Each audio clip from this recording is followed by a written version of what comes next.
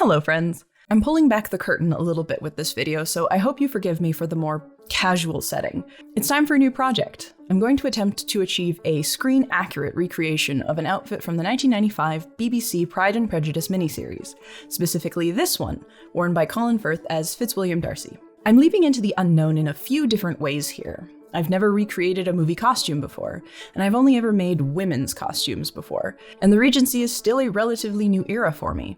So there's lots to figure out. I'll be planning the outfit and making the trousers in this video, and in the next video, I'll be making the waistcoat and possibly the tailcoat.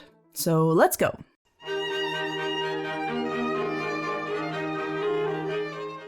All right, so let's make a Darcy. So I call this outfit the almost proposal outfit because every single time he wears it in the entirety of the movies, he is either the closest he is ever going to get to proposing to Elizabeth without actually doing so, or it is one of the moments when he's like the most in love with Elizabeth. They dress Darcy really well, but frankly, this is the one that blows me out of the water the most. So we're gonna look at some details and see if we can't find some patterns that match. Here is our Darcy. First, obviously, there is our tailcoat and then the trousers. Now, I'm going to have to look at a couple of other screenshots to see exactly how tight they are. And then we see here just the hint of a waistcoat. There seems to be stripes and we have a shirt and cravat. The waistcoat is actually one of my favorite parts of this outfit, and you do actually get to see it pretty close up in one of these shots. This is the waistcoat, or waistcoat, as you like. We've got this angled with just a little bit of lip for the button lapel. That's the shape that we're going for. And I think if we look in the mirror, it's just straight across. It seems to have self buttons. And this is the closest I have gotten to seeing the actual pattern on the fabric, and I have not been able to find a fabric with that pattern, but I'm going to find something relatively close. All right, now let's have a look at the detailing of that tailcoat. So the tailcoat has this really excellent lapel arrangement, which I absolutely love the look of. And so that shape is roughly that. And then got a little bit of a bump in that sleeve, but not an excessive amount. There's not too much gathering. Let's see what else we can see in the tailcoat. All right, so we get a nice little back look at the tailcoat here. Very nice high neck collar, and then a very nice slim fit. And then I think this here was the M or W, I can't remember, shape of pleating at the back for those tails. That is our back view of Mr. Firth. You don't have to ask me twice, thank you. Actually, the trousers are really interesting because this is a look with the standard gentleman's walking shoes, because this is at Hunsford where he would have walked from Rosings rather than taken his horse, so he's not wearing riding boots. One thing that is answered in this picture that I very much enjoy is the fact that this is a well-fitting but not fitted pair of trousers. There's a looseness to them. They're sitting just above, not on the tongue of the shoe. Although it is hard to tell in this image, there are other image captures that make it a little bit clearer. They are fall front. Sorry, Mr. Firth, for circling your junk. Nothing I can do about that.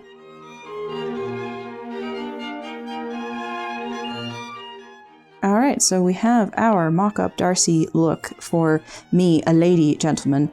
So specifically what I'm going to be doing is creating a fit that is a little bit more to my sensibilities. So we're going to kind of nip in that waist a little bit and have a little bit of a different shape to the trousers and the top patterns from the 125, the 131, and the 121 from Laughing Moon are going to comprise the majority of this outfit. I generally don't record myself sewing white linen foundation garments like the shirt anymore, because A, I do it while watching TV as it relaxes me, and 2, there's nothing more uninspiring than editing footage of myself sewing white linen. So you'll see that bad boy later on in the project.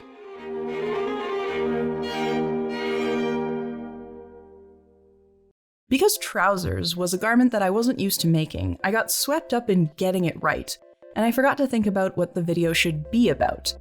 All I wanted to do was get the trousers done, and that's not how I usually make my videos. I try to relate the garment, or my experience of sewing it, to something else, usually an odd metaphor of some kind, because that's how my brain works. But I was so focused on the unfamiliarity of the type of clothing I was making that my mind drew a complete blank. I didn't know what this experience was going to be like, or what I might compare it to. So I decided that until I could come up with something, I ought to at least talk about the process as I went, and thus the vlogging aspect was added. So now I was doing two things I wasn't familiar with: vlogging and trousers. Great. Somehow, in my haste, I had forgotten that adding more uncertainty was not the way to make things easier.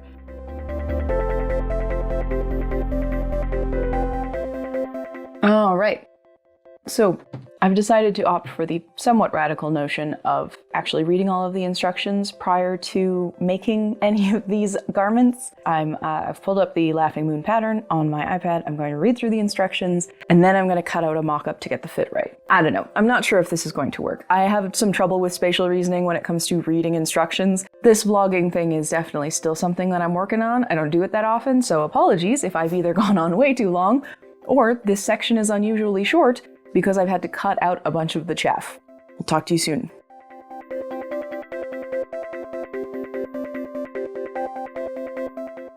Flip the extension back, out of the way, inside.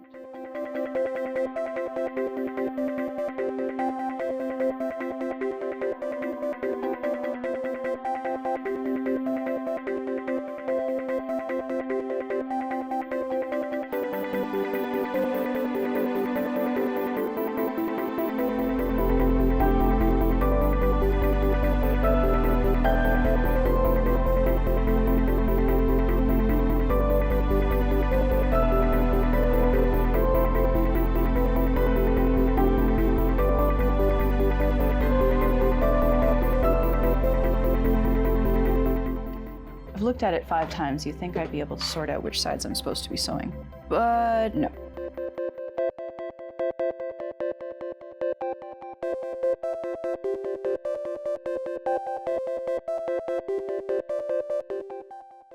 This is so weird because I know that these trousers are for me and I know that I am going to be the only one wearing them, but every time I'm touching the fall front or any part of the trousers that is sort of like covering private parts, as it were, I keep thinking like, oh, excuse me, madam. Oh, excuse me, sir. I'm so sorry. I'm so sorry. I don't mean to be rude. I just need to get in there. I'm sorry. And it's a very weird feeling to be apologizing for offending the sensibilities of your own trousers.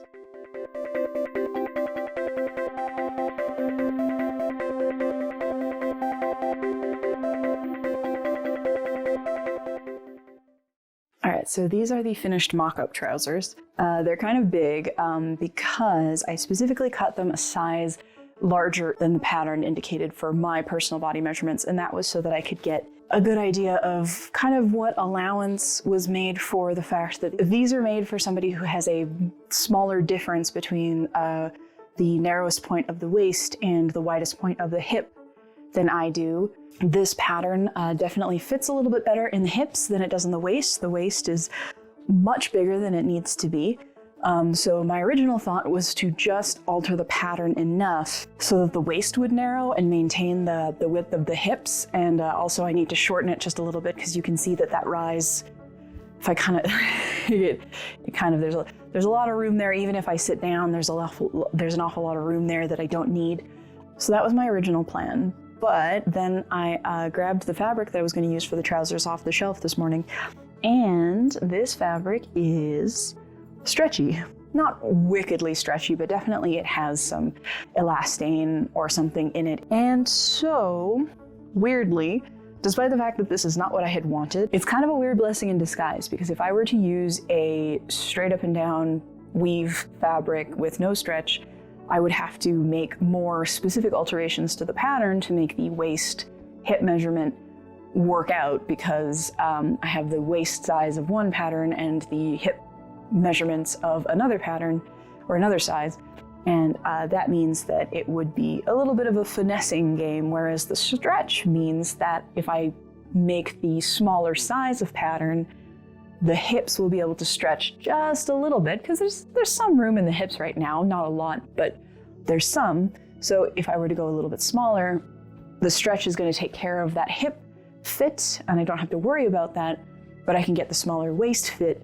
of the smaller size and not worry about having to do that much personal alteration. I can just follow the smaller pattern at every line. That makes it way easier on me. I'm glad that I ended up with what I got, and I'm excited to see where it goes. But in the meantime, see you later.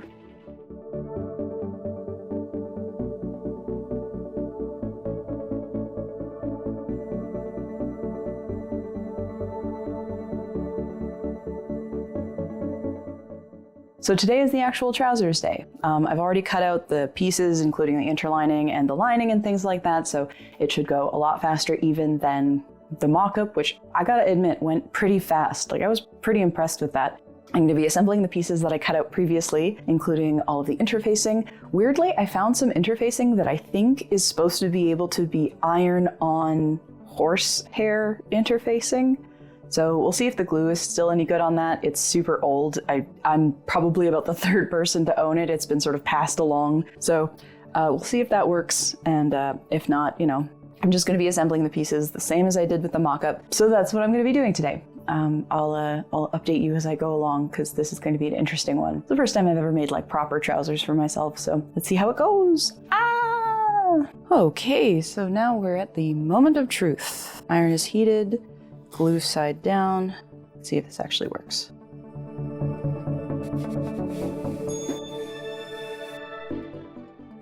Yeah, enough for the present. Enough to make it kind of work. Huh, cool.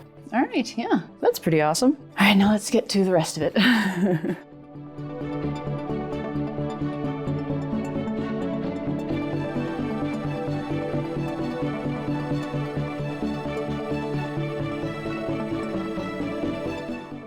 See, this is why we check instructions, because I completely forgot to turn these inside out, which would have been really bad because I would not have ended up with anything similar to what I needed to, and that would have been really hard to undo.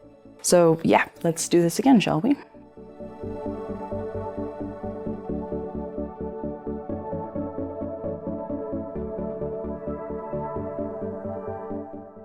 Well, hello. Thank you. It's nice of you to visit me. Yeah, it's my good girl. Huff. Good lord, this is tedious. Oh, are you upset? Did you not want me to talk out loud? Are you not enjoying the narration? Oh, I see. It's almost your dinner time. Okay. Well, tell you what, I'm gonna finish stitching this pocket, babe. And then I'm gonna take you out, my girl. Yes.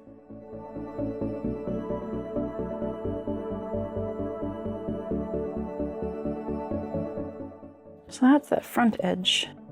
Half of the fall. Center front of the trousers would be here. And that's your fall welt.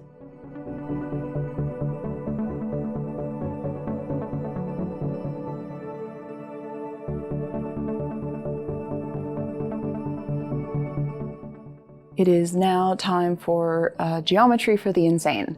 I'm going to be putting one pant leg inside the other pant leg and then sewing the rise, which is the area sort of between the belly button and the lower back. And this is always the part that really messes me up, so I'm hoping that I can do it okay, but it's like sleeves, but you know, times 1,000. It's gonna be really interesting. But I think I did it okay on the mock-up, so hopefully it'll just be the same again. Everything seemed to line up last time without too much work, so okay, one of them has to be right side out. Got it. Okay, we'll do that.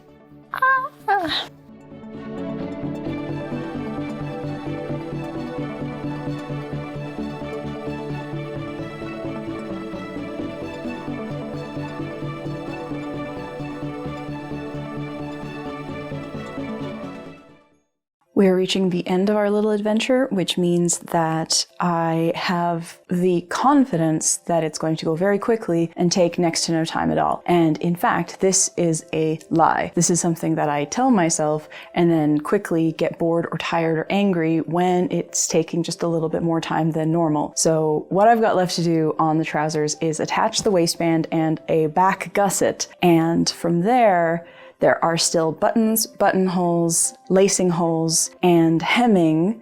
And I think that that's it, but I'm sure that even now I'm forgetting something else that I would have to do. And that sounds like not a lot until you actually realize that all of those are like super fiddly things. So I am using this, telling y'all about it as an opportunity to check myself and not expect this to be done in next to no time at all.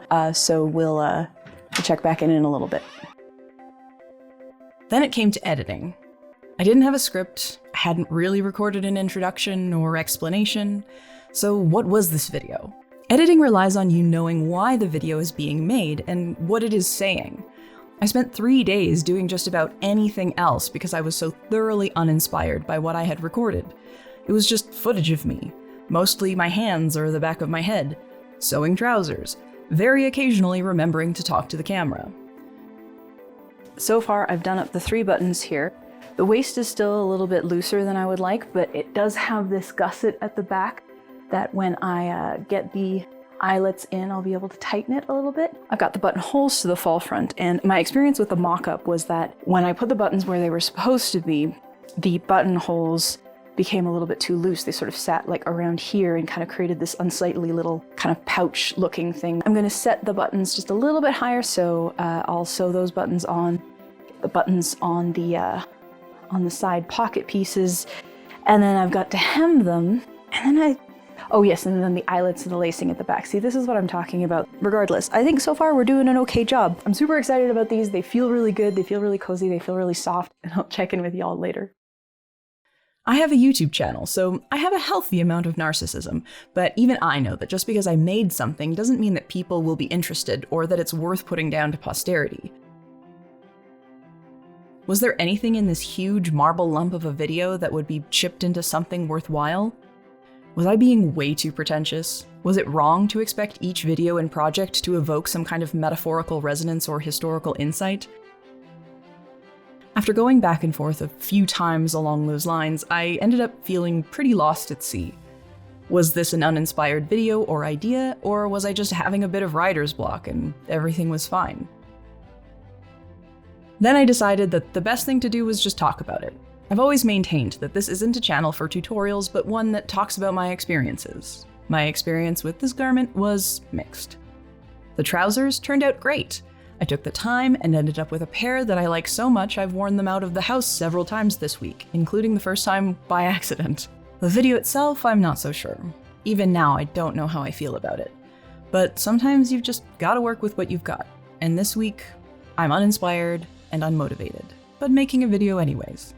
Because when life hands you lemons and you have no sugar for lemonade, I guess you can spruce up that martini? That metaphor got away from me. If this video doesn't inspire you, I hope at least that you can relate. Anyways, there's more Darcy to come in future videos. And in the meantime, if you liked this video, you can give it a thumbs up, subscribe, and support me on Ko-fi or Patreon. It really has been a lifesaver to have those sources of income the last couple of months. Have a great week, and I'll see you soon.